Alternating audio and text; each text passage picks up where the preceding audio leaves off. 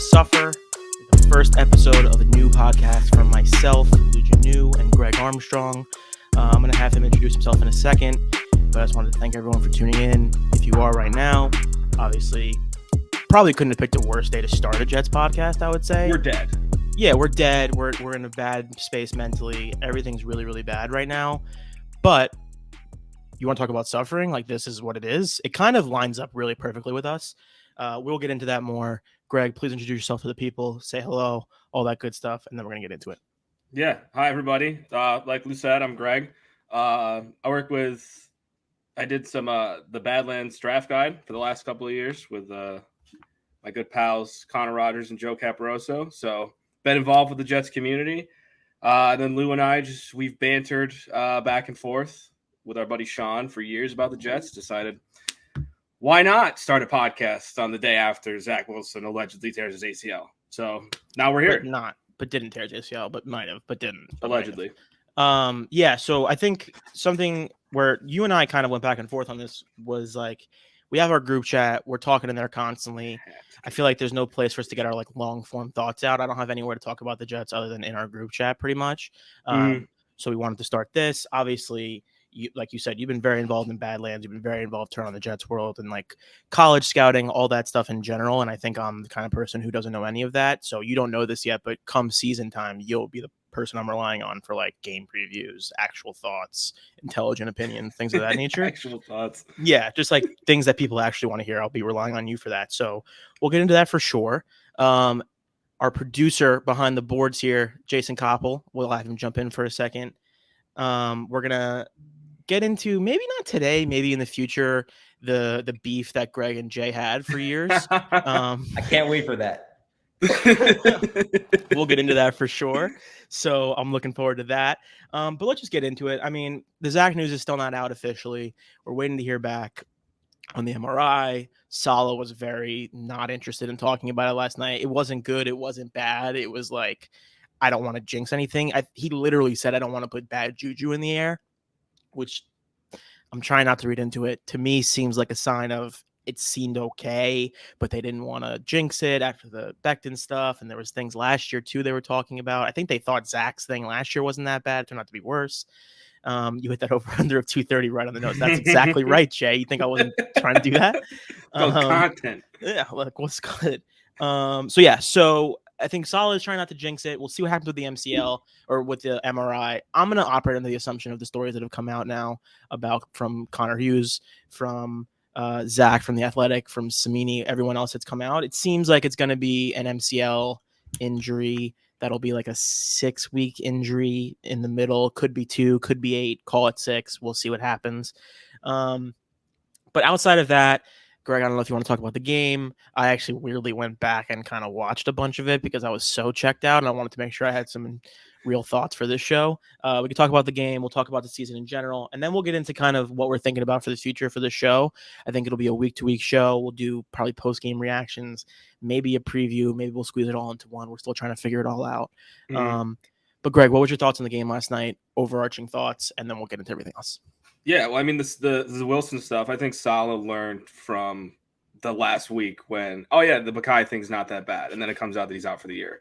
So I think he's just trying to save him and the staff's him and the staff's ass on that one, which is totally fine. I'd rather do something like that than what happened with Mekhi we don't think it's that bad. And then it comes out that it's actually really that bad. I mean, moving forward, the Zach thing, I think I'm kind of on the same wavelength as you, is I'm going to operate in that probably 4 to 6 week range. Now, is it one of those things where like at the 4 to 6 week mark, can he just come back and we're kind of just rolling? I don't know. But if he's going to miss, I think my thoughts about if he's going to miss regular season time is this team can't operate in a way that they have in the last couple of years when Sam was out and they were basically just kind of biding their time till Sam got back with whoever they were starting. Same thing last year with Mike White, and I think they caught lightning in a bottle in the one game. But they can't operate where they're just putting in a Flacco to say, hey, just keep us floating for when Zach comes back. I think a couple of years ago that's the answer, but now they have to go out and like win football games, right? Like we can't be having the same conversation year after year after year of, okay, Zach gets hurt. Like just, we're going to throw out all expectations. Like, yeah, I don't think you Douglas and totally chalk Saleh. here. No, but I don't think you can operate in the way that they have of the last couple of years, right? Where it did, whether they want to admit it or not, it did seem like we're just trying to get through these weeks and get back to our starting quarterback. Mm-hmm. Yeah, I agree. The good news is on that front, if Zach's going to miss regular season time, which is not a foregone conclusion, we don't know anything, blah, blah, blah. If he's going to miss week 1, week 2, week 3, Flacco ran the offense pretty cleanly last year. Like, I'm not going to be that upset if it is him for a few short weeks. I'll be crushed in that I was hoping for the best and it was going to be an exciting start to the season and all of those things, but it could be worse, right? Like 12 hours ago, we were dead. Like we were, the season was over. There was no reason to watch games. I think I checked my text. I think I said I'm so sad like 17 times on text last night. You would do that and you wouldn't send anything else. And I was waiting for like an actual update, and it was just you at random pockets of time just being, I'm sad. Yeah, I'm scrolling up our text. I'm so sad. This is depressing. Why does this happen? Like I'm reading my text right now. So it was just bad last night. So I think, Flacco is a professional quarterback. He's been around for a long time. He knows how to run the West Coast. What a Super Bowl! Like MLB. People forget that. Not enough people talk about that. I'm sure you haven't heard that from anyone on the show or any Jets show in the past. Nope. So, yeah. Listen, if it's a few weeks for Zach, you wait it out. You see what happens. I think last night the conversation immediately jumped to Jimmy Garoppolo, which was funny. I got to a point where I was ready to ride or die with Jimmy G the way that I am with Zach right now. Absolutely. If you are wearing a Jets jersey, I'm ready to go to war, so I don't care. Yeah. You know what I mean? But I think it'll be okay. We'll wait for more updates on Zach. Let's get into the game. Do you have any thoughts on guys? I had a few guys obviously jumped out. I think Michael Clemens was a big one. Zonovan Knight was another big one I was pumped about. Anyone stand out to you? Anyone not stand out to you in a bad way? Like, let's talk about that a little bit. I think it's tough with the first preseason game because everyone's. I mean, like the veterans are just kind of going through the motions, and the rookies are like, their hair's on fire, and they're just kind of trying to get their bearings in an actual NFL game. I thought Breece Hall showed some things, showed some good bursts, some good pop. Garrett Wilson, I think, is going to be a stud sooner rather than later. The first throw that he had on the out route, he cooked his defender, which was encouraging. Michael Clemens, I think that guy is just going to be like one of those guys that's not going to get a lot of opportunities in year one. But I think he's going to show some pop and in limited opportunities.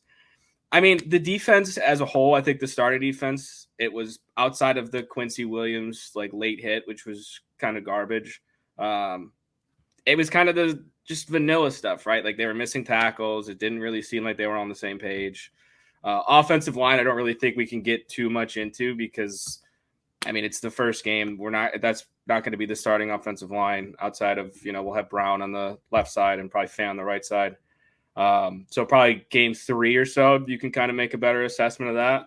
I mean, Ruckert, that was cool to see him score a touchdown. And I know he had a couple nice blocks. So, it's encouraging to see that outside of Uzama and Conklin, who I thought Conklin had a good game as well. That he just came out of nowhere, right? Like there's some interesting things happening with Tyler. Like Uzama was like the splash guy, and then Conklin was just like, oh yeah, like they got tight end depth, and now Conklin is like the best tight end in New York. I think it's possible that there's something a little sneaky happening there because Zach was looking for him a lot when he, of course, it's only 10 plays, whatever, but he was looking right at him, and so was Mike. Like I'm really excited about Tyler Conklin. Yeah. He's a big dude, like he's a big body. You know what I mean? Like those are the kind of guys that I like. Jay says, so draft him in fantasy. Cool. Listen, we'll do a fantasy segment at any point. I know Greg's a big fantasy football guy, so that'll be great for us. You're getting into the weeds here. And it's getting scary. Yeah. I'm definitely very deep. Fantasy sports is something that I've been obsessed with for a very long time. You're reaching like the anonymous levels of like the fantasy depths. Yeah, it's bad. Like I rewatch fantasy shows like twice in one day so I can really observe. So I could really absorb the information. Like that's where I'm at. I'm doing like mock drafts left and right. Anyway, we'll talk about fantasy later. So yeah, on Clemens, I think he definitely is not going to be. Do you think he'll be a rotational type of guy, or do you think it's more of a backup for JFM? Like, how many snaps do you think he's realistically going to get a game? Like 10, 20? Yeah, I mean, with the way the Saleh and Ulbrich kind of like to run their defense that we've seen is that rotation. So if he keeps playing like he has last game, I'm sure he'll carve out 10, 12 snaps a game. And I could see it just being him in his rookie year, just being like, hey, we're going to put you in on passing downs and just go. And we'll just see what happens. And then as you go on, you can move him around the line and put him in on rundowns and whatnot. But I think that's going to be his main purpose in year one. It's just going to be one of those guys that just goes on third down. Yeah, last night he had a sack, a QB hit, and 5 hurries, primarily in the second half. Of course, he's playing against third stringers. Everything's a grain of salt, but it's exciting to see him on the field. He's a monster too. He's another one that just looks like a beast. Like the craziest thing to me, we talked, in our chat, we talked about this at length, and people have talked about it online. The athletes that the Jets have now is so different to me than in years past. The team just feels different. I don't remember ever seeing like multiple videos of receiver routes from the Jets the next morning. You know what I mean? Like there's just athletes, dudes who know what they're doing. It feels so good to be able to wake up in the morning, even after a night like last night with Zach, and be like, wow, here's 10 good plays and 10 things to be excited about heading into next week. Well, we even kind of saw it going to camp, right? When we were at camp this week, unfortunately, when the Mekhi stuff happened, but there was something in the air about the team where in years past you go to camp and you're just kind of like hoping that this player does this or this player does that. But there was like an overall vibe to everybody on the team. Like everyone was laughing, everyone was having a good time. It was more relaxed. I'd say Jets camps in years past have just seemed more, I guess, stressful because there's just like so little margin for error. And I don't know how good they could be with that little margin for error. But it feels like with this team, like, I don't want to say the possibilities are endless, but the range of outcomes is much greater. And there's a lot more positivity about where they could be than in years past. So, and I would say the aesthetics of this team, elite. Braxton's the vibes are off the charts for sure. Michael Clemens showing up shirtless. Michael Clemens watched the NFL draft alone, got drafted, answered a phone call, and then showed up shirtless to camp. Like I can't think of a better start to someone's career for me personally. Zach with the headband, like we're all over the place, and it's great. Yeah, it's awesome. On the camp thing, I think something we talked about was I can't get my arms around the Zach situation. Let's take the injury thing out of it. Let's just talk about Zach at large and the vibes and what it was and what we think it could be. Because, and this is someone who isn't that educated, I will never pretend to like fully understand how NFL practice works, what constitutes a good practice, what doesn't. I typically just follow the tweets. I do what they tell me. I feel how they tell me to feel. That's what it is. That's the life of an NFL fan, and you're a liar if you say otherwise. But we're at camp, we're watching practice that day, and the offense as a whole looks good, and it's exciting to watch. I watched Zach drop back. He doesn't have a lot of time. The passes don't look crispy.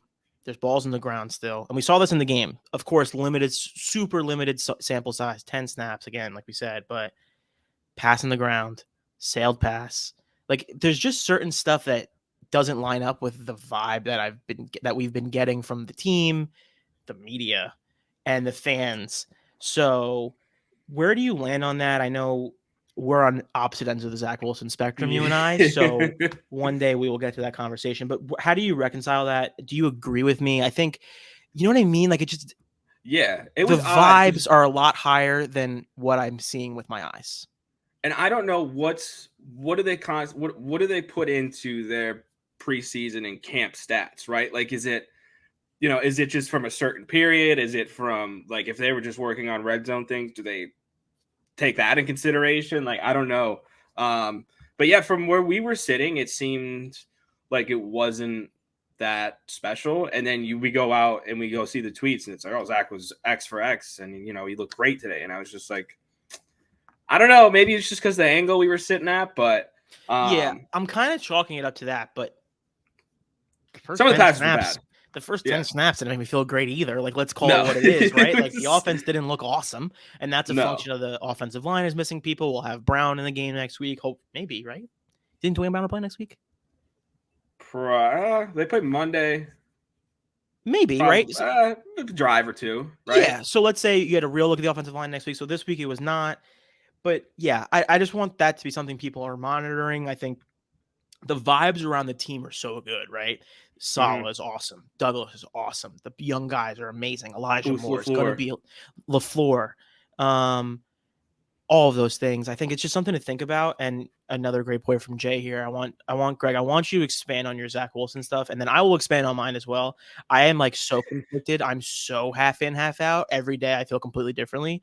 But I want you to explain what you're feeling and also talk about how when the draft was happening, you were immediately high on Zach to Sean and I could not have been less interested. Let's talk about that. Yeah, it was odd. So when it became obvious the Jets weren't getting Trevor Lawrence, because I think we were all kind of on the same page. Like, if we get one, we're taking Lawrence, which is totally fine. For me, Zach, going back, I'm trying to recollect how I was feeling in the moment watching him.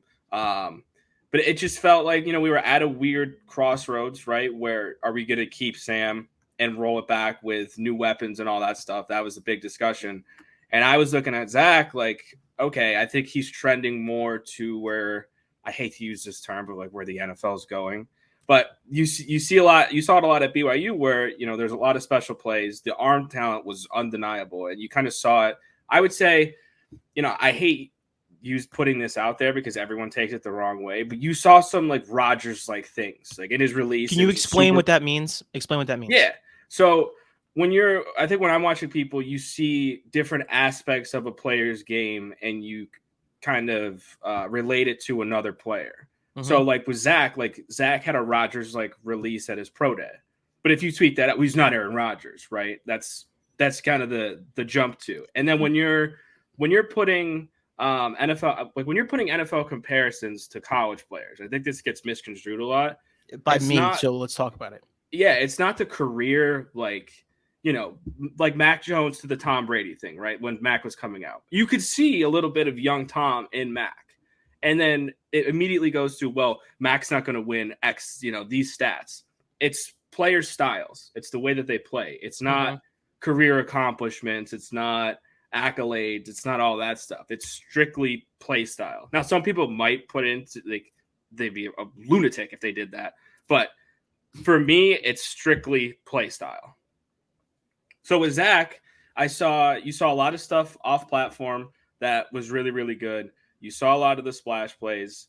You saw a guy that wasn't afraid to stretch the field, which I think once we got to that point of do we keep Sam or do we go to Zach, I think Sam, maybe by fault of him, maybe by fault of who was on the team and the people that were putting him in the positions that he was in, was, I think, too afraid to pull the trigger downfield. I heavily lean that direction. Yeah. So, with Zach, and I know the debate was Justin Fields or Zach Wilson. I would have been fine with either. I was more on the side of Zach because I think he would give this offense more. And he had the ability to stretch. You saw more of him being able to stretch the field, which this team really hasn't had since Favre, the arm strength. Favre's a good one, and then I was gonna say the 90s, literally. I don't even know. So that's kind of where I landed after they didn't get Lawrence, but it was more of just I think they just needed to move on from Sam. I think the time had come. I think if we would have ran it back, right, that was the big thing. Running it back with X players, it's we were just kicking the can down the road. Just make the decision. If you hate it, you hate it. But just make a decision, because this franchise just keeps kicking things down the road, and that's to me that's the most frustrating part about this. That has always been the most frustrating part, and I think we can go down the rabbit hole of how this team has been run for the past 15 years at a later date. But yeah, I agree with you. Ultimately, it was the right decision to take Zach. Joe has consistently showed us since he's been here that he knows what he's doing. He has the right idea, and this is something that's changed a lot in my fandom and general way I think about sports. I think a lot more about process than I used to. I think that's become that's like a buzzword now, like process in Yeah. sports. But I do think about it a lot, right? Like just because things don't work out the way that you envision as a fan based on your very little knowledge of players and situations and schedules and all that stuff, that doesn't mean it was the wrong thing. We talk about it all the time with like the Warriors and the Patriots. Even like there's so many things that need to happen perfectly for it to all work out the way we talk about. So even if it doesn't, as long as you can say to yourself, all right, this decision was the right decision, I'm okay. And that relates to this year. We'll talk about our record predictions. We'll talk about what we think needs to happen this year. I just need a few very specific things this year to feel good heading into 2023 and beyond. And that's why the Zach injury was so devastating. If Zach could have been out for the year, that would have been the biggest problem. The worst case scenario, basically, for this team in 2023 is not figuring out where the quarterback stands. This has been discussed ad nauseum in Jets world. I don't want to harp on it too much, but we'll move on. We'll keep talking about this. My thing with Zach has always been, it's just kind of questionable. I'm positive eyes only. Wait and see. Talk about it. The last thing I have on Zach here, I also wrote a rundown for the first time ever. Jason's also our producer on Car Talk. He would know that I do zero preparation for Car Talk, and this is the most preparation I've done for a show ever. Watched a football game. I watched a football game twice. Watched a football game twice, and I made a checklist. So the last thing I have here is everybody leave the 22-year-old kid from Utah alone. Everyone just leaves Zach alone. There's been a lot of things that have happened to Zach in the last 6 months that are just like not normal things for someone his age to deal with, especially from where he's from, the college he went to, the people he's been around his entire life. Everybody just leave him alone. He's going to be just fine. He's an interesting kid. Go ahead. Yeah, it was a fun weekend. It was a fun 2-day thing on a slow sports news time. Yes. And I think that's where it needs to stay. It's kind of, he put the Instagram post out. I think that's where it died. He acknowledged it. It's over. Yeah, it's just like weird, man. Like I was listening to the radio last week and they had Zach on and like they're talking to him about it. They're talking to him about his mom and like, what do you think about our Instagram? It's like, let's just drop this stuff. Like he's his own person. Like it's very, very strange. The New York media and New York fans tend to lend themselves to like these ridiculous questions and like stupid things to harp on. I think that's a function of us being so bad for so long in a world where we're finally getting out of the darkness and heading into a good period. A lesson to learn is like, leave these kids alone. Yeah. Everybody needs to grow up a little bit. Yeah. And I don't want to be that guy, but like they're still humans, right? Like the human element comes into it. And it's one of those, you get paid millions of dollars. It's just like, it's not even that thing. It's just A, it's not funny anymore. And B, you could clearly tell that the 22-year-old was being bothered by this thing that, if it happened to any other 22-year-old, it's fine. But the kid is a starting quarterback in New York who comes from a place like Utah. Like it's different life. It's a different situation in New York City than it is in Utah, period. I don't think that's that bad of a thing to say. And if it is, I apologize to anyone. Jay, cut that, please. Let's cut. That's going to be our first cut. It's different in Utah than it is in New York City. Different than Utah. Next thing I have here is, why does Greg hate our friendship? Something I want to talk a little bit about is, we've been talking about doing this show for the last 6 months. Like it's something we've wanted to do for a long time. And I just couldn't get Greg to care about football until about 10 days ago was probably when I officially realized that he cared. How do you, I think you're an interesting character in that you are extremely, extremely into sports and you care a lot, but you like compartmentalize your seasons very well. Like you had this Celtics title run that put you in a blender for 2 months. And before that you had Duke. So I think, were you just exhausted? Do you try not to get too into it? I know you've been a victim, quite like me, of too much off-season content is bad for your brain and can kind of get exhausting and annoying when you get into the season. So is that what you're thinking about? Are you just trying to stay away from all of it?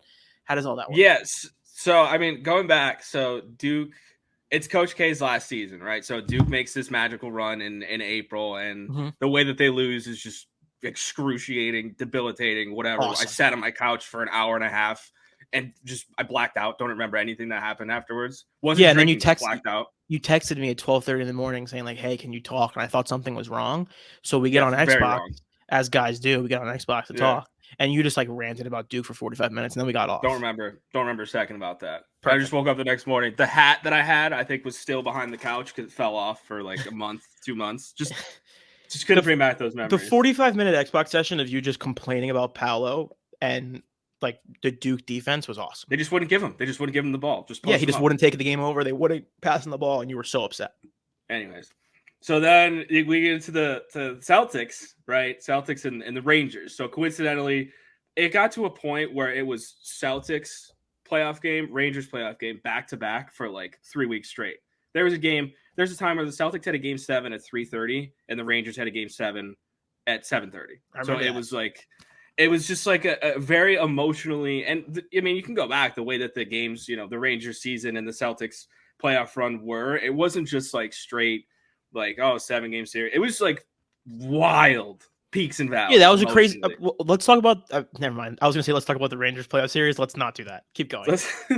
So like not to bore, but once it's all over, like I just couldn't get to a point where I was emotionally invested after having been so emotionally invested into teams for 3 teams in a span of like 4 or 5 months, where like it's not just games, it's like high pressure, like high leverage, really important games for that stretch of time.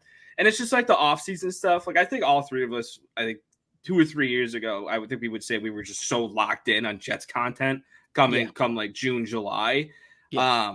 And at like this point in my life, like I think I have an understanding of better understanding of how things work in the NFL and how media works. So I'm kind of just like, all right, I just want to get to the stuff that I can actually watch with my eyes, like a preseason game.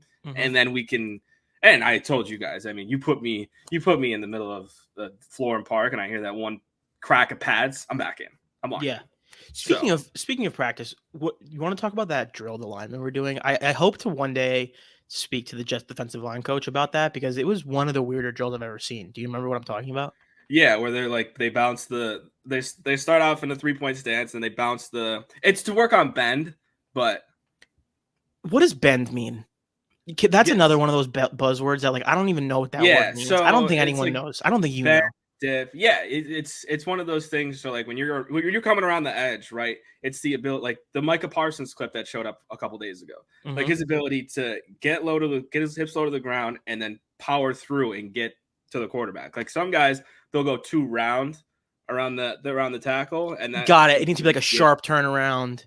Yeah, and it's very tough. It's like it's one of those things where like if you have it, you have it, and if you don't, you can work to get to only a certain point. Like if you go watch Von Miller sacks, you'll see exactly what good bend and dip is. Interesting. Something I think we could do on the show, I think, is maybe educate people a little bit, because you know a lot of things and you teach me stuff all the time. I'm still like, I know that much. Of course, football. But that's a lot. That's a lot more than 98% of people know.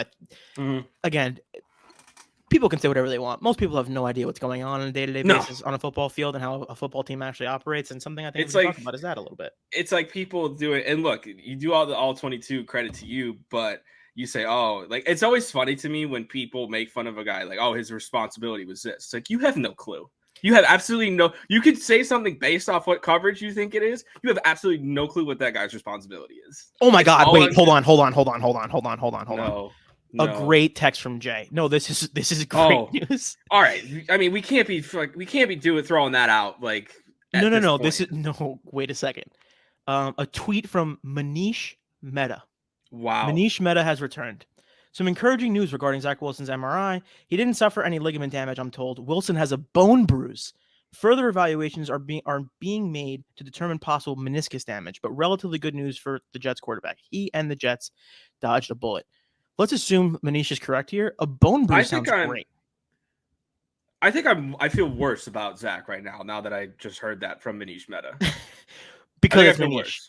Yeah. No, okay, so there's multiple. So Jeff Howe is now reporting it also. Zach Wilson suffered a bone bruise last night. The ligaments Jeff are in Howe, good shape. I can get behind that. You can get behind Jeff Howe? I have no idea who Jeff that Howe. is. The ligaments are in good shape. More tests coming on a potential meniscus injury to determine a timeline. All right, so that's fantastic. Bone bruise? News. Fine. Does anyone know what the timeline is? Jay, producer, figure out what the bone bruise I'm a meniscus injury survivor, so me and Zach, one of them. Oh, interesting. Wow. Yeah. Okay, let's get back on. Let's keep talking about it a little bit. I think, practice was funny. there's just a lot of good vibes around this team in general, and kind of something that really crystallized it all for me was One Jets Drive. I literally want to do a One Jets Drive review every episode. I'm not sure if you actually finished watching it. I almost ran the Saleh speech back. Okay, perfect. I did run the Saleh speech back multiple times. I have 24 notes on One Jets Drive. Okay. Let me know if you're ready to get into it. How about you just go through your notes and then we'll just comment if. Okay, fine. First note, it's the best show on earth. Nothing convinces me the Jets will be good, like a cold open with my quarterback. Jay said this to me yesterday. He said it's like the best piece of propaganda that is ever produced every single year. I watched One Jets Drive. I watched One Jets Drive last year. And I thought we were going to be good. So maybe I need to calm myself down a little bit, but how can you not? It's a really well produced show, and like watching Saleh is just like so interesting, man. This is a Robert Saleh podcast. We love Robert Saleh here. He is a leader of men, clearly runs a program, clearly has a very strong direction he wants to take this team, and it's really awesome to watch. Do you know how good One Jets Drive is? How good is One Jets Drive? It got us excited for the Adam Gase era. That's correct. Remember when he's sitting in that dark room watching film and we all just collectively were like, this guy gets it. Guy's watching film. Gets it. Film guy. Gets it. That's how good that series is. And that was with Adam Gase. Yeah, it's just so crazy watching Saleh talk about, like, you know, the blank wall, write the story. It's such like football guy stuff that I just love so much. He truly believes it too. It's not one of those like, you know, check a box. Like he really does. He is a football coach in his bones, and I love it. Something I want to talk about here. We haven't gotten into Mekhi at all. I think it's been beaten into the ground. I don't think we need to touch on it. He's out for the year. It's when the pick was made. I mean, here, I'll just share some thought. When the pick was made, the whole thing with me was this is a super high upside player who might not be with the Jets at the end of his rookie contract. And you're just kind of, I know I was big on Wirfs. I wanted Wirfs in that draft. Yes, you did. Yes, you did. So did Sean, I believe. Shout out Sean. Sean's all over the place, but we love That's true. Sean's a big Kyle Wilson guy. Yeah. But Mekhi, the thing with Mekhi was just like, he's such a massive human that, like, it's like the same, it's kind of on the similar token with Zion, right? Like the way that how big Mekhi was, the way that he ran his 40, how fast he ran his 40, like how powerful he is. Like, if they lose weight, do they lose some of that? And it's just, I mean, I don't know anything about that. I've never been that big in my life. I'll never be 6'7" and 350. So I don't know. But, you know, it sucks to see, you know, a guy who on the field we saw in his first year was just absolutely mauling people. And now we're at a point now where he's not going to be playing a game for 2 years. Yeah, it just sucks, man. There's so much to the Mekhi situation that I am not a fan of. I just wish that I'm trying to think of a positive way to say this, and it's only because I just want so much more for him because he could be so awesome for so many. Like, he could be an awesome guy we love off the field. He could be a killer on the field. He could be a leader on the like. There's so many things, so it's just kind of disappointing. Like, I just wish he spent more time with the team in the offseason. That's kind of what I took away from the whole thing was he was so separated. That was the first thing Saleh said when he came back. That was the first thing they said. Like, they kept repeating it over and over again, like, come on back. You know what I mean? Like, all that stuff. I just wish he spent more time with the team because the vibes are so off. Yeah. And that's tough too when you're coming back from an injury is it's not the fact that it's just the injury, right? Like, you're rehabbing specifically to get your injury to a point where you could come back to practice. So you're already behind the 8 ball for X amount of months. And then you have to come back and you have to get up to speed with your team who's been doing all these team drills for X amount of months while you were rehabbing.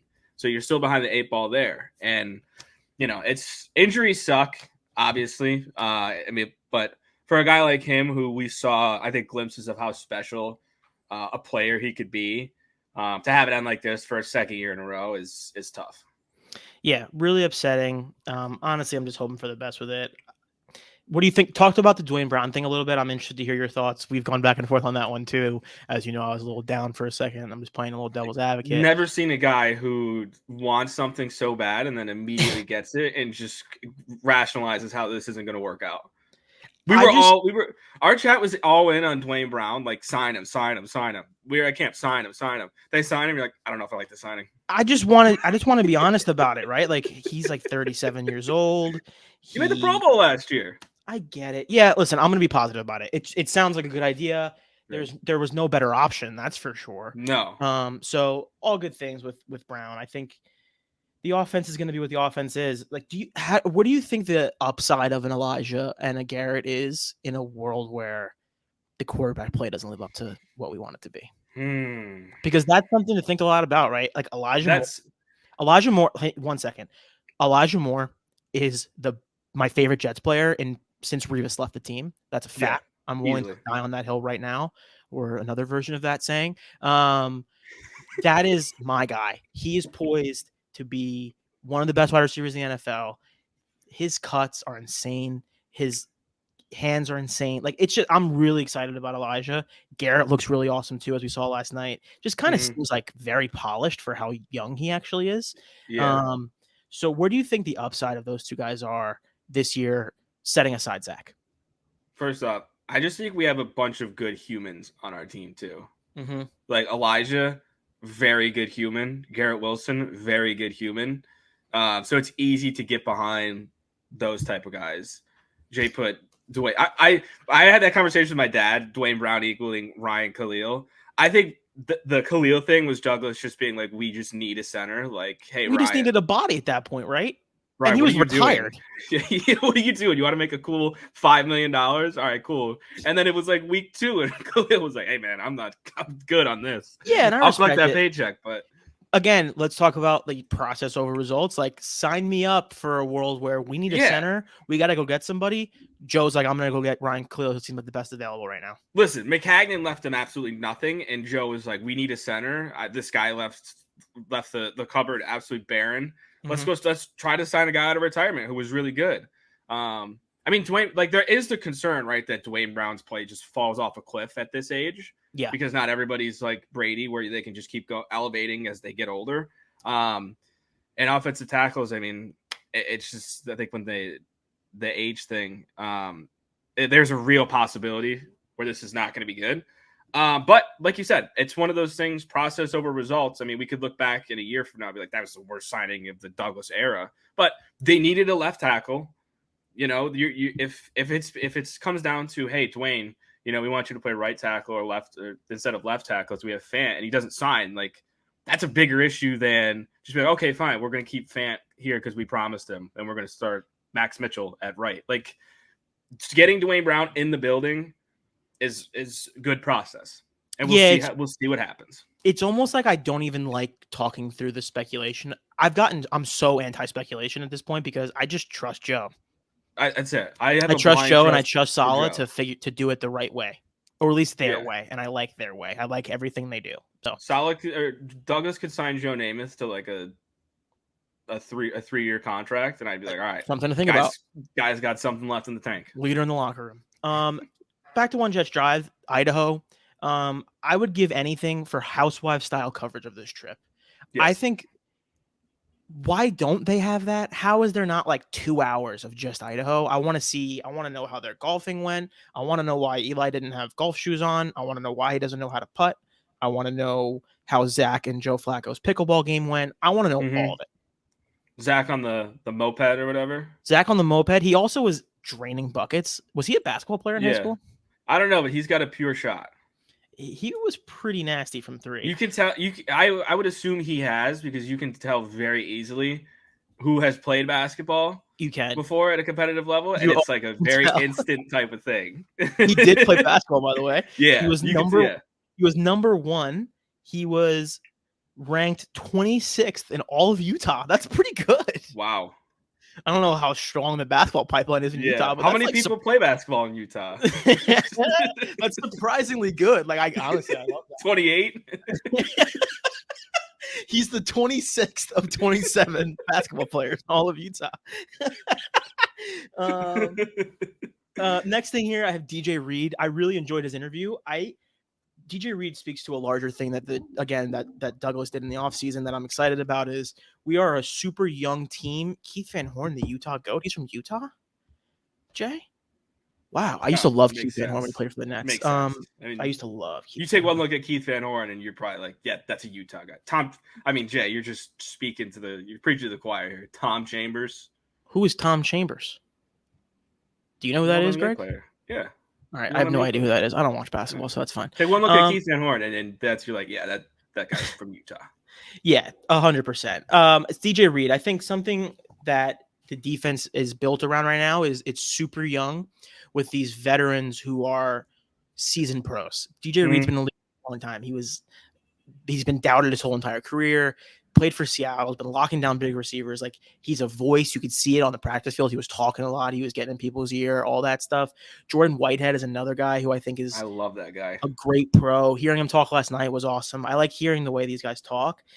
It was just interesting hearing DJ Reed's story a little bit. I think he's a guy that Jets fans are going to love as the season goes along. Just because of his play style. He's a little bit of a smaller dude. We love those kind of people. So I was pumped about him. And then CJ Mosley. Couldn't find his helmet at practice. That was very, very funny. I loved that. Everyone getting pumped up for practice, and then it's just a mad scramble to find a helmet. The funniest part of that was he immediately thought someone was messing with him. So that must be an ongoing situation where he's just constantly getting roasted. We need to get to the bottom of that. Do people just hide helmets? Yeah. At DJ Reed, where are you? Tell me everything. Have you found your helmet yet? Where is your helmet? My internet went out right as you were looking for your helmet. I have not watched since. Any updates? Please let me know if you got your helmet. CJ Mosley. I'm typing this from a library computer. Where are you on CJ Mosley in terms of he's obviously not the guy that we signed in 2019? Yeah. That's not who he is anymore. He changed his body around, which I was pumped about, right? Like, he came in super thin last year. It's always a weird thing when guys change their body complexion. Yeah, but it looked good for a while, and then he tell me if I'm wrong here. I might be like jumbling things up, but I feel like as we went down the stretch last year, as other parts of the team started to look better down the stretch, he kind of faded a little bit. Is that right or wrong? I think it got to a point where he was doing so much for that linebacker unit early on. Like, he was legit like the best Jets player on the field for a good, 6-7 weeks. And I think as the season went on, they just didn't get a lot of help from their linebacker core. And as you could see, he's slowly, like, the burden of him having to do so much kind of wore on him, which, I mean, I think that's more of an indictment on the Jets not getting him help and the way that they threw their linebacker unit out. Sean Bradley, shocker, a tall white from Utah. I'm shocked. Jay's just Wikipedia Utah basketball players. Utah basketball players. Yeah, only 23 more to go to get to the LeBron James. 28. Keep going. Don't get sidetracked. No, I just think the burden of having to be just a do it all stopgap kind of guy, even in coverage too, where they didn't really have help with Quincy Williams, it just kind of wore on him. And we saw that towards the end of the year. But like you said, like, we saw the secondary kind of click as a unit. We saw the defensive line, which I'm just so excited to see Carl Lawson play. You love Carl Lawson. I love Carl Lawson so much. And seeing him in person just kind of reignited that. Because we were right close to the defensive line, and I was watching him closely. And that guy is so checked out's not the word. He's just so sick of not trying to beat to death another human on an opposing team. Totally. I am freaked out by his body type. He has a super scary looking defensive end edge type of body. Like, I love Carl Lawson too. I'm super pumped about him. We're getting down to the end here. I'm honestly happy with how this first episode has gone. Do you have any thoughts so far? I think we're going to do some post-production live on the show here. What do you want to talk about? What are we missing so far? What's going through your head? It's preseason week 1, right? Like, I think of all the days to start podcast, the day after, like, less than 12 hours after the starting QB has an injury, there's really nothing we can, because it's all of it hinges on Zach. Yeah, we know now. It's 6 weeks. Yeah. Everything is fine. You know, when you're hearing this 4 hours after the news has come out. Yeah, when you listen to this on Wednesday. This is breaking news. Yeah. Breaking news. Zach Wilson is going to be okay. Something I want to talk about. Friends. Something else I want to talk about is who are you most excited for this year? We're going to bring in Jay here. Jay, I want you to come on the screen. Yeah. I want to talk about who we're most excited about this year. I'm going to have my joke one, and then I'm going to have a serious one. This is such an exciting time for the team, guys. Like it's potentially the beginning of a 3 to 5 year run that can drastically change how we feel about our fall weeks. So let's talk about positive things. Who are we feeling good about? Greg, I want you to go first. Pick your one guy who the rest of this year, every week, we're going to have a check-in on how do you feel about this guy? So I think it has to be Carl. Okay. I'm just, and I know that's kind of a chalk pick for me, but I am just so laser focused on what Carl Lawson does this year. Because I love the way he plays. I love the one Jets drive from last year, going back to that, where he just watches anime and lifts weights. He has like nothing, no artwork, nothing in his house, just watches anime and lifts weights. Dragon Ball Z weightlifting. That's it. That's all he cares about. Yep. So I just really want him to be really good and be the player that he is. And it also unlocks a lot for the defensive line too. Like you could tell that last year they were missing a guy like Carl Lawson. JFM played really, really well, but I don't think he's at that Lawson level yet.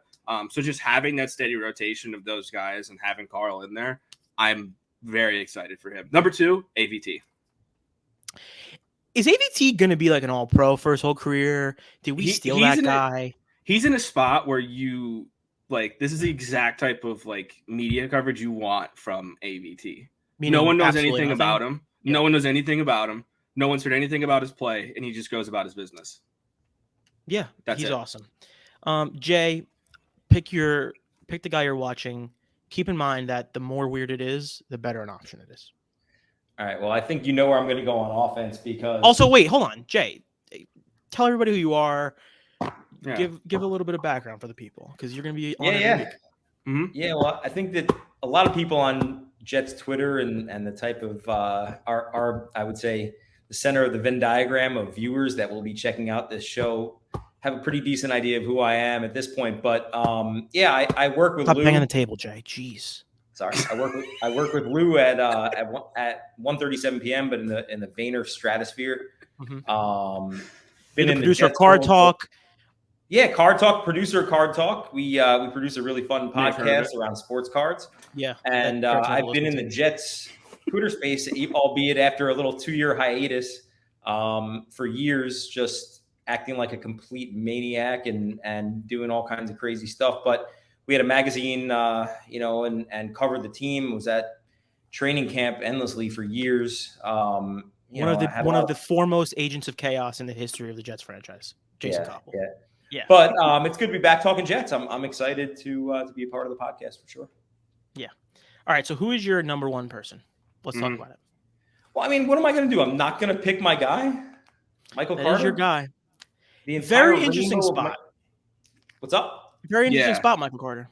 So my thing is with Michael Carter is that he was like so sneaky good last year as a rookie, underrated. I feel like almost to the point like you look at some of the stats that came out after the season about how like his yards after contact and everything were like among tops in the league. And even though Breece Hall is here, I feel like they both bring a little something different, and it's exactly what you want on a team is, with the running back by committee. You don't really have these, I mean, outside of like a Jonathan Taylor or a guy like that, you just don't really have in the NFL these like every down running backs anymore. And Michael Carter, I feel like he's just, like I said before, he's just so sneaky, like under the radar good. He had such a good rookie season. I'm just really excited to see what he brings this year behind what should be an improved offensive line. Yes. Mm-hmm. And I also love the way that him and Eli kind of get along. I think they're part of that young generation of the Jets. That is fun. Again, I'm a big vibes guy. Those two guys, great vibes. Yeah. You know what else I loved was I loved watching him bust CJ Uzama's balls about losing to the Jets last year. Do you guys? Yeah, that was awesome. That was amazing. I love that. He's awesome. Like, welcome back to the stadium. You got your asses kicked in. That's great. Greg, what do you think about Carter? Love him. That was my guy last year. What my favorite players is scouted for the draft guide. I agree with Jay. I think he brings a similar but different kind of playing style with Breece. I think last year it was very clear that they needed another running back. I think Michael Carter could be like a true, like, I hate using this, RB1, quote unquote. But it's like Jay said, there's only Taylor, Derrick Henry, maybe of 2 out of the 32 NFL teams that actually have one running back and don't really do a committee. So that's the way the NFL is moving. So yeah, what? 2 to 4 weeks. Let's go. Okay. All right. 2 to 4 weeks. So he's probably not playing God. week 1. So he'll probably play week 2, right? He probably misses week 1. I'm sure they're going to try to get him back. He probably misses week 1, but he's back for week 2. That's incredible. Eat it, David Chow. Thank God. Go ahead. I mean, we have to go ahead, Lou. David Chow, like, it's unbelievable to me. I get it. Like, you're looking at one video angle. That's what you're going off of. There's room for error and all of those things. You can't go like hardcore. This is my thing. I get this right all the time. But then when it's wrong, you're like, oh no, there's room for error. So don't, like, you can't take it too serious. It's like, you have thousands of people living and dying on your tweet. You have to be sure before you say things like this. Like, I don't know, man. That's just a weird move. David Chow is on my Jets haters and losers list, which I will reveal at a later date. I have one of the longest iPhone notes of all time filled with the haters and losers. David Chow was on the list. Wow. That's right. You did start making that a while back. I've had that going since like January, and it's a long list. Yeah. Am I on or off? You're on for sure. You're on the list for sure. Jay, did you have another one? Yeah, I'm going to go on defense, and it's going to be completely chalk too, like in kind of Greg's vibe. But I just can't wait to see Sauce out there. I mean, I've been watching the clips of him in camp, and it's like he's so silky smooth. Like, he reminds me. I hate to even do this because I don't want to put this kind of pressure in any way on him or put it out there. But like, he looks like a young Revis. Like the way that he just like, he just looks the part. I don't know what, like, I'm like you, Lou. I don't even pretend to be like, like a big footage guy and stuff like that. But like, when my eyes see a guy and you say, this is a pro, this is a guy, he's a guy. And I can't wait to see him. That's 100% right. Like, you can totally tell immediately. And I'm a subscriber to Badlands, as Greg does all their draft stuff. I'm a big listener to their show. Something that Connor and Joe were talking about a lot was just like how talented Sauce is and how different he looks on the field. He wasn't, I wouldn't say corner was like a need necessarily. I think it was, but I don't think it was as blatant a need as other places on the team. So I think people were kind of confused with the pick at 4. We picked 4th, right? Yeah. Yeah, at 4, that was the pick. And I think some people wanted Icky, other people wanted defensive end. But Sauce just looks awesome. And the way he was acting on the field last night was amazing. I don't know if you guys caught that. Like, he was yelling at the defense. He was going back and forth. After the game, he had a great quote about Zach. He's like, it doesn't even matter that's the quarterback. Like, that's my brother. Like, I don't want my brother going down. Like, that's the kind of stuff I love to hear. That obviously starts top down with Salah, but he's awesome. I love Sauce. Yeah, and I think he's the best. Yeah, I mean, he's got the grills. His hat's never on straight. It's always at an angle of some point. Like, I love that stuff about him. But to Jay's point too, like, yeah, he's really sticky, right? Like, you watch him on, and I think we saw it sometime a couple plays when we were at camp. But even when the play's not going his way, he's still very engaged and he's still locked in on that particular play. And that's really what you want to see on a guy like him, because he can be a lockdown corner. And I think he's got the size. I think he's got the length. He's a lot more built in person than he looks dude, on he's TV. So big. Like, he's filled out. It's surprising how big he looks on the field. Yeah. Again, and I guess kind of our wide receivers are a little bit smaller, so like it's a little bit different, but he looks big on the field. Yeah, and you're hoping that he could be, I'm with you. I don't think we need to put the Revis thing out there, but like you hope to, like a guy who you can leave on a receiver and then just you're fine. Right. It doesn't need to be the level of but just a guy where you don't have to worry about whoever Sauce is on. You can mismatch him in any way you want to. But yeah, no, that's a great. It's really weird because like, who's the last like outside like after Revis? Who's like the best corner that we've had? It's got to be Crow. We got to be talking Crow. Right? That's the same timeline, but it's like none. Like, Sauce has a chance to be a really interesting player for us. They haven't had a lockdown guy. Yeah, I agree. I'm excited about Sauce, man. This defense, I'm just excited about so many guys. And my joking one, not even really joking. Like, I actually really like Vinny Curry. I think Vinny Curry is a really exciting player. One of the running jokes we had last year was like the Jets. I did the Greg, where I wasn't that aware of what was going on. So coming into I last had season, no clue LaMarcus Joyner was on the team I had until no idea. September. Literally, like week 1 of the season, I was like, we have LaMarcus Joyner. Like, I didn't even notice. I don't know what was going on, how it didn't cross my radar. Like, it just didn't. And Vinny Curry was another guy I was excited about. Obviously, he played for the Eagles. He was in the Super Bowl, so like a lot of name recognition. People forget that. People forget that he played in the Super Bowl. I think having him coming back this year, I think he's a great veteran presence. Like, he just seems like a leader. Actually, wait, going back to One Jets Drive, the scene of Laken Tomlinson and Quinnen was like awesome. The best thing I've ever seen in my entire life. All I want is as close Quinnen. to porn as you'll get on YouTube. Wow, that was aggressive. Was it not that great? No, it was. I promise it was, but I didn't know we were gonna, just say it like that. I think some of us are more into it than others. I'm totally kidding. Something I really want is Quinnen to take a step forward. So having Quinnen around those vets and talking the way he was talking and acting the way he was acting was really exciting to see. Anyway, back to Vinny Curry. I'm just excited about him as a veteran. I think the defensive line is gonna be really good. I'm excited to watch him. My other big one. There's like 3 or 4 I really, really, really, really care about. I'm going to go with Tyler Conklin. I think Tyler Conklin is a really interesting player on this team. We talked about him a little bit earlier. I think CJ Uzomah was definitely, the splash signing, but CJ Uzomah wasn't exactly like a high-end tight end his whole career, right? Like last year was definitely his breakout year, Greg.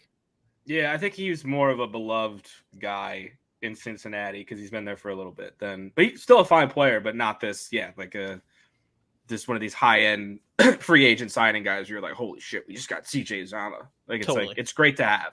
It's better than whoever the hell we've been throwing at a tight end for. That's what I was gonna say. Who's your favorite? Who's your favorite Jets tight end in the last 5 years, and why? And like, are they still in the league? Because I have a few. I see Eric Tomlinson show up on that was exactly who I was gonna and say. I'm just like, how is this guy he's still kicking. We've had so many random tight ends. All right, Tyler Conklin, I think he was a great piece for the Vikings low key. I think he caught like Daniel Brown was a tight end. I think he caught like 60 balls last year or something. Like he catches a lot of passes. Mm-hmm. And I think the way our offense runs and functions, there's going to be a lot of opportunities for him. And you saw it last night. There was a lot of stuff that went to the tight end early on in the game. So I'm going to be keeping an eye on Conklin for sure. I'm very excited. I'm just after the Zach news, I am in a weird spot. My leg is kind of jumping a little bit. I'm really fired up. I was in a dark place last night, guys. It was bad. I used to like Jeff Cumberland. Speaking of random tight ends. Jeff Cumberland was awesome. Great one. He was pretty good. Great one. Awesome. All right, Jay. Thank you for joining. Kellen Winslow Jr. Kellen Winslow Jr. is also another one, but he had kind of a weird ending. Thank you for coming in, Jay. We will see you next week. A couple more things here. I have just some miscellaneous pieces. I saw a report yesterday from Daniel Jeremiah saying that he thinks that we're going to be trading some defensive linemen for picks because we're not going to have enough room for all of them. I don't necessarily even know who the guys of that group we're going to be trading is. Like Nathan Shepard. Yeah, so like I have Rankins, Jacob Martin, Bryce Huff, Zuniga. Like I don't think they're going to trade any of those guys. And they're even not if trading Martin. Did, they just signed him. They're not trading Martin. I don't think they're not trading Zuniga. Huff. I don't think they're going to trade Zuniga either. No, they like that guy. You had no clue who he was. Correct. Didn't know who that was.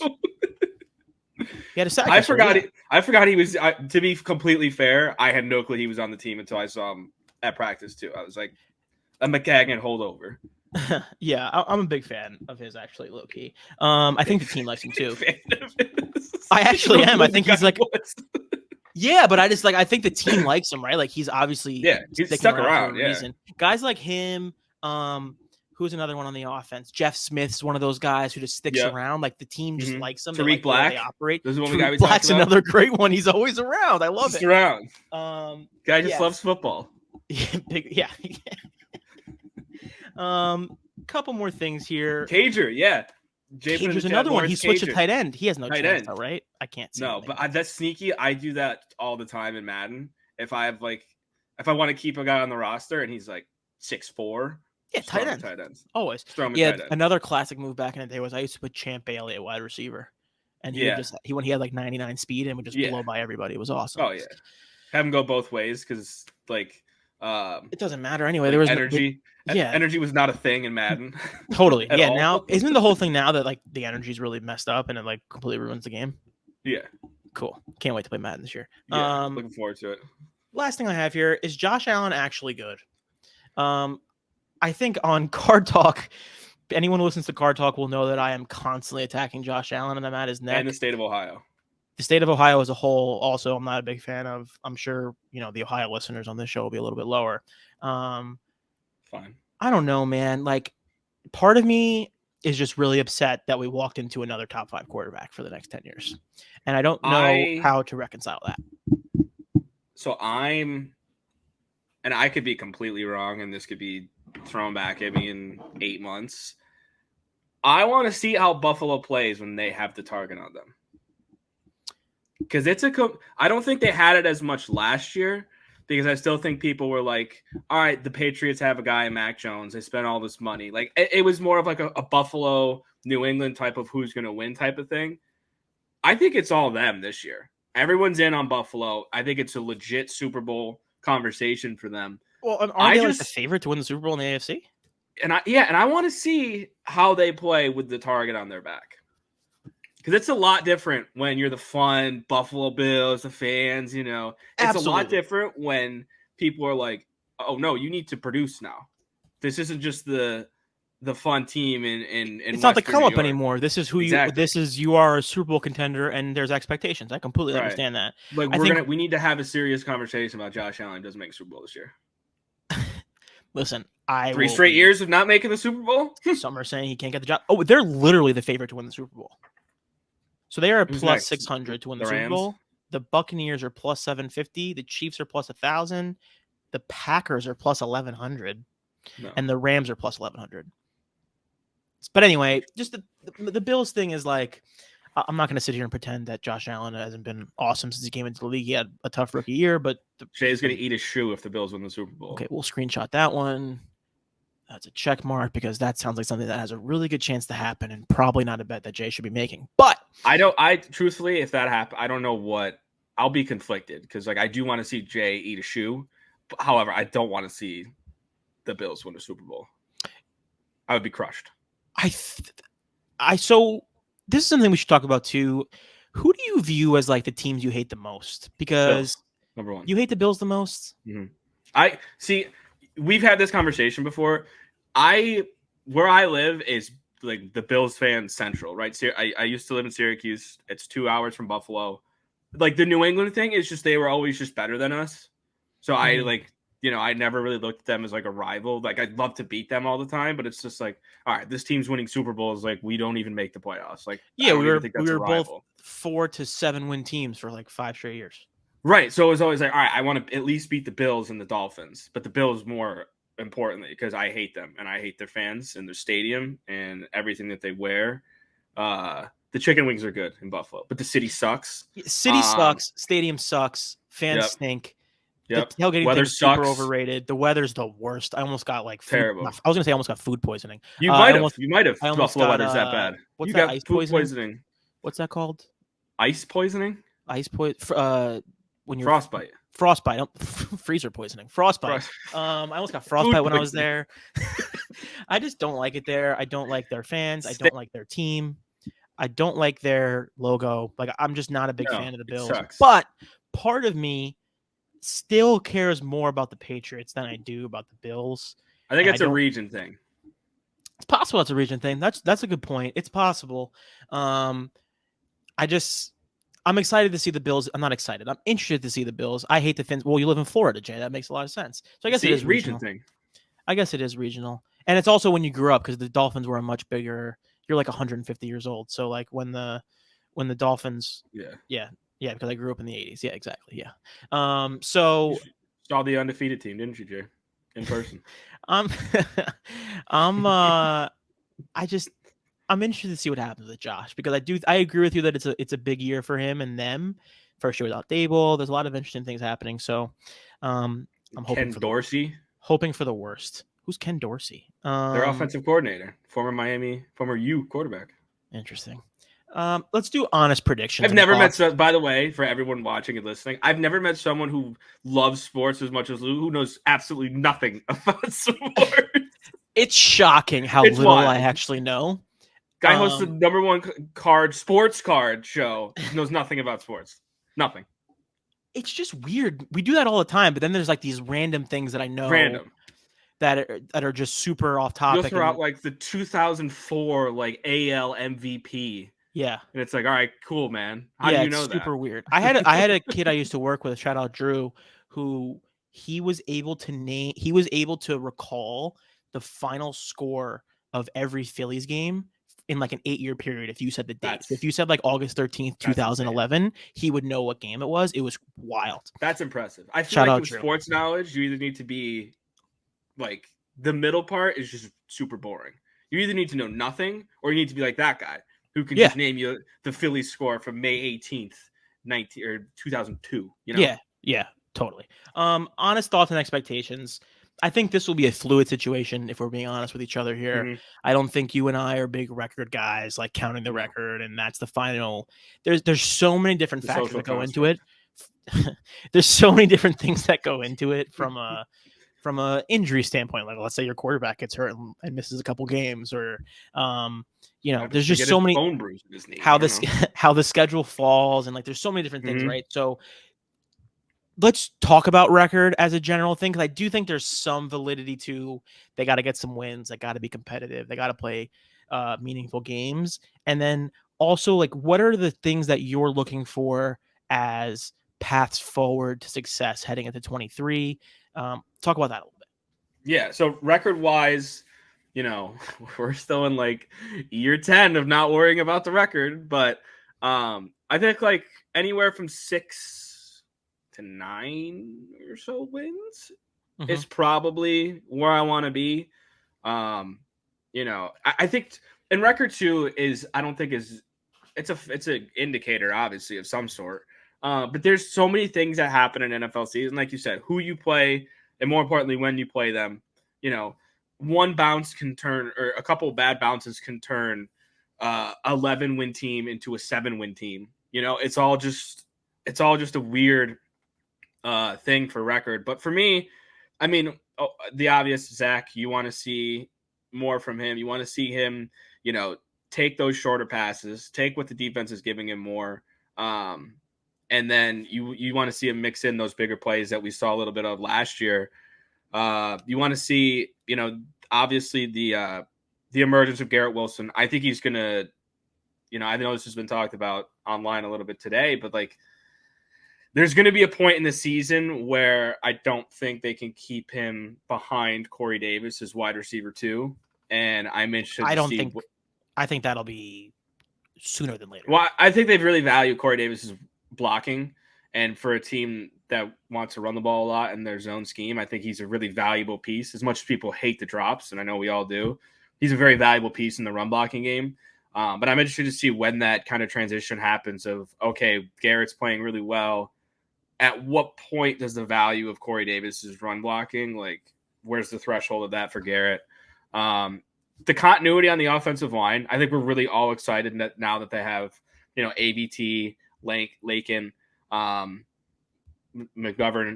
is in at center, who's like fine. Like I think we all kind of collectively were like, well, they need a better center, and McGovern's just kind of been like fine.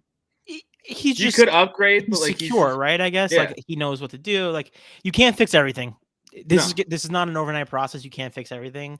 On the offensive line stuff, PFF offensive line ratings are like one of the most foreign concepts to me. Okay, great. You don't understand either, so I'm not going to ask you. But nope. I was going to say, like, what quantifies like a good offensive line? Like, is there a way for fans who don't watch all 22, who aren't obsessed, how do they kind of measure success outside of like hurries or something? Admittedly, offensive line is probably the position I know the least about, which I've talked to some people who have played offensive line in the NFL, and it's truly one of those things where if you don't play it, it's very, very hard to understand what you're looking for. I ask a lot of people questions about it, and even they're just like, yeah, I'm still learning on it too. It's such a unit type of thing, especially the way that the Jets want to block. It's a zone blocking scheme, so as opposed to a man blocking scheme. So it's more of a unit on a string type of thing. But yeah, I mean, just to the comment, I like if a guy's getting beat, if they have to change something up to double on a guy because he's getting beat so much, that kind of throws things out of whack. But it seems like, even with Dwayne Brown thrown in there, like compared to what they had 3 years ago, like this is sick, right? You're going to go Dwayne Brown, Lakin, McGovern. I always get McGovern and McDermott mixed up because they're me too. It's the okay. same. Is he still on the team? Hopefully not. And then you're going to have AVT and George Fant. Like, that's really good compared to 3 years. He's so bad. Can we just – I mean, I'm just going to say. He caught the touchdown last year, and it was fun. It was cool. Whatever. He's so bad. So bad. He's currently listed as the right tackle. I'm not going to say what I'll do if he's the right tackle day one, but well, he's definitely not. I might not make it to week 2 is what I'll say. He's definitely not going to be. By the way, like, let's talk about how you threw a shot at me for not knowing about the team, and then I asked you about Connor McDermott, and you're like, I don't know what team he's on. So let's talk about how you're not a real fan. But anyway, that's where we draw the line is Connor McDermott. You can't be like, I'm the roster guy who knows what's going on, and then like you make fun of me for not knowing about Lamar. Because I just mentally blocked him out of my head because of how bad. Understandable. I'm a fan. So any other thoughts, any other closing thoughts on the Jets predictions for next year? And then I will give some thoughts as well. And then we'll get out of here.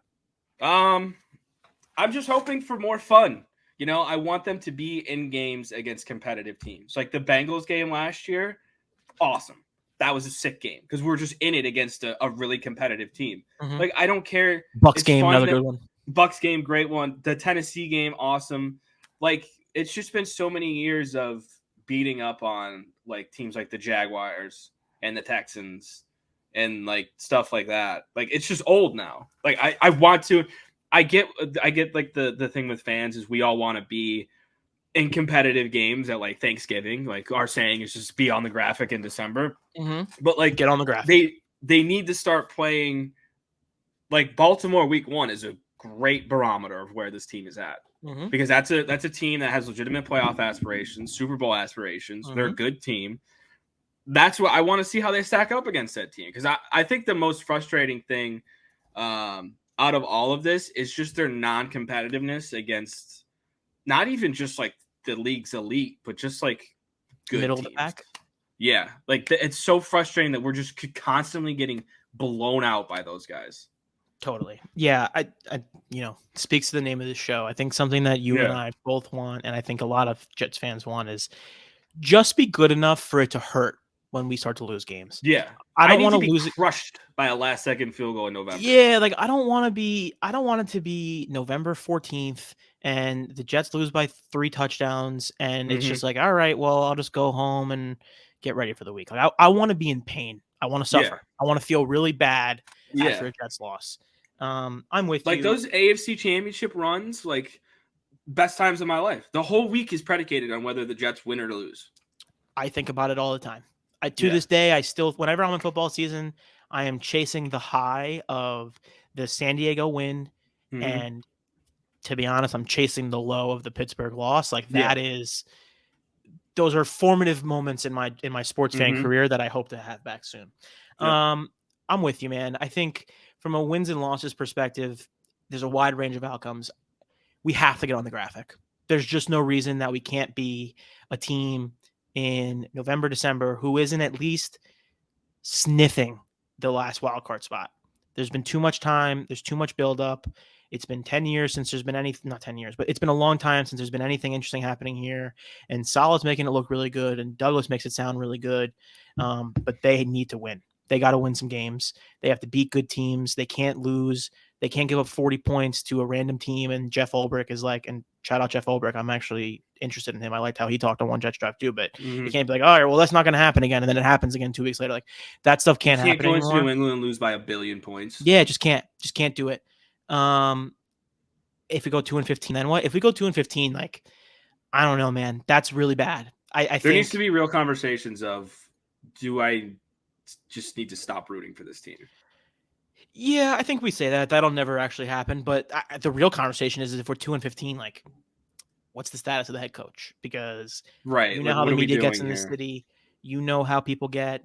I'll be the same way. I am the Mhm. first one to go doom and gloom when it starts to get ugly, and I'm a huge Salah fan. The ink wasn't even dry on Dwayne Brown's contract, and you were like, "Why did we sign this guy?" Yeah, yeah. I just think we have to be competitive, man. Like, it's got to be 7 wins. It's got to be 8 wins. 9 wins sounds great. It's got to be at least Right. 7, because Right. if we're going into December, right, and like, let me pull up the schedule here. If we're going into the end of the season and it's like, hey, I can either go to the movies until 12:30 and then just get home for the game, or I need to like be up at 9 o'clock just thinking about it for like the Lions game.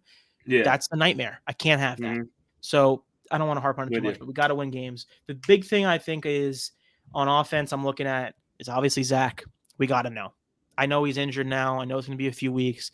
No excuses. There is a very limited room for error on this team. I think all the other pieces are so right there that if quarterback is the one that's holding us back, you got to make a quick decision. And I want Zach to succeed more than anything in the world. But if it doesn't go well, I am not against a quick trigger on a move, on a trade. I think if it goes horrifically bad, there needs to be real conversations of, do we make a move? Because it's only year 2, right? Like I think get we it, kind dude, of but like get jaded. I'm not doing this like 3-year, 4-year. I'm just not doing it. I'm not doing it again. Yeah, I think that's where we differ. I need to see tangible evidence that Zach has progressed from year 1 to year 2, and not just like incrementally. Like, I need to see something. Me too. And but I'm also not opposed the other way. And like, if I don't see a ton, to be like, all right, I just need to cut the cord now. I think it needs to go horrifically bad. Where I'm quick trigger. I think the thing that's interesting is like we just saw it happen with Sam, right? Like, we knew after year 2. There's no need to pretend. We kind of had a pretty strong feeling. There was so many, Sure, but we knew though. Like, why are we gonna waste time? Like, we there's so much opportunity. Of course, there's a million different variables to this whole thing, right? Like, if we feel strongly about the rest of the team, or we feel strongly about Elijah took a step forward, Garrett really showed some things. Uzama, the offensive line has some good continuity. Breece Hall is a beast. Like, if we're having that kind of conversation and Zach just isn't up to snuff, if he's holding us back in any way, if the team just can't get over the hump, I think there's something that has to be some decisions. I need Zach to look good. I need it. And the other thing is, I need to understand what's going to happen with the linebackers. I think that's kind of a weird spot on the team. We haven't talked about Koeppel. Quan is an interesting vet to bring in. He's another one of these vets that we brought in. Locker room guy, a lot of good energy. Is he going to become the guy that we move forward with in the future? Because how much longer does Mosley have? Are we going to be drafting somebody? That's something I'm really interested to watch the rest of the year. And that's it. I just want good things. We both want good things. Jay wants good things. Jay, do you have anything? You have one thought on something you need to see this year outside of like a Zach or something like that? No, I'm with you. I need to see some wins. It's been long enough. We got to see some wins. Forget about the whole competitive losses. The thing that scares me here's where I'm at. The schedule is so top heavy. Like, the first 8 games are so difficult, and then it lightens up big time towards the end of the year. But like, what I'm terrified of is getting out to another one of those like 1-7 starts in those first 8 games, and like just getting and having October games that are meaningless at that point, getting off to like some kind of crazy bad start, and then winning a few games down the stretch, which has been our MO for the last few years, where like it starts to put in your mind like, hey, we're starting to see some progress now. Like we saw that with Gase. We saw that with with other regimes. And it's like, then you're in that spot in the offseason where you don't know what the hell to do. So yeah, there's a way to determine like fake progress and real progress, like there is a way to judge that, but I agree with you. It's folly and it's very fickle. So 2019 example number 1. I agree. Yeah, I agree. 7-9. And people were like, hey, you never know. Compete next year. Yeah, or like what was the thing with Darnold? And I'm a huge Darnold guy. I think he didn't get a fair shake, but what was the Darnold thing with? I think it was the Cowboys game or the Packers game where he had like an awesome game, and that was all we talked about for like 5 months. Yeah, it was the last 4 of his rookie year. Yeah, but there was one Came back specific from game. injury. I can't remember. Which I think one it was the Packers. I think it was the Packers Because he was going back and forth with Rodgers. Yes. That was All fun, right, yeah. thank you, Jay. All right, so we're gonna wrap it up. It was a good first episode. I enjoyed it. Looking forward to people hearing it. If you are still listening after an hour and 15 minutes or whatever it's going to be, please subscribe, please like, please share with a Jets friend of yours. Drop comments below, thoughts, things we could be doing better, things you want to hear on the show from us. I'll get the lighting thing figured out. Greg's gonna get his lighting thing figured out. No need for comments on that. That's a self-evaluation. Yeah, credit to you for admitting that. Yep. I think all about getting better. I think this is going to be fun for us, and really more than anything, it's going to be a weekly therapy session for us, one way or the other. Mm-hmm. I think this is like we were saying earlier, this is a pivotal year, and we need a place to talk about it, and I hope that we'll be able to bring some people on with us. I think we have some good opportunities there, and we're looking forward to it. Greg, any final thoughts? No, I'm just glad we're actually doing this now. I know, like you said, we talked about it for months, and I'm glad that we're both doing this, and I think, like you said, it's gonna be fun. Myself, you, Jay, future guests. It'll be future guests. It'll be fun to just kind of go through a season, and hopefully we're not talking about in the end of September about like glaciers melting. Yeah, like hopefully we're still talking about football. You know what's been funny, actually, to really quick before we do close. Global warming's not funny, Louis. I am also an Astros fan in baseball, right? And it's kind of gotten to this weird space where like I care way more about the Astros in October, obviously because they're trying to win World Series year in, year out, and like the Jets have taken a back seat. And I don't want that to be the case anymore. I will always love the Astros. I care a lot about the Astros, but the way I've thought about the Jets in my mind needs to change. So I'm looking forward to that. All right, so we're gonna wrap it up. Again, thank you everyone. Shout out to Volt. Down on the right here, you can see the logo. He crushed that logo. I love it. I think it's very cool. Big fan. Again, like, subscribe, all that good stuff. Shout out Jay. Thank you, Greg. Thank you, Jets. Thank you, Zach Wilson. Thank you, Lewis. You're going to be okay. Thank you, sir. We'll see you next time, everybody. No, thank you. Peace.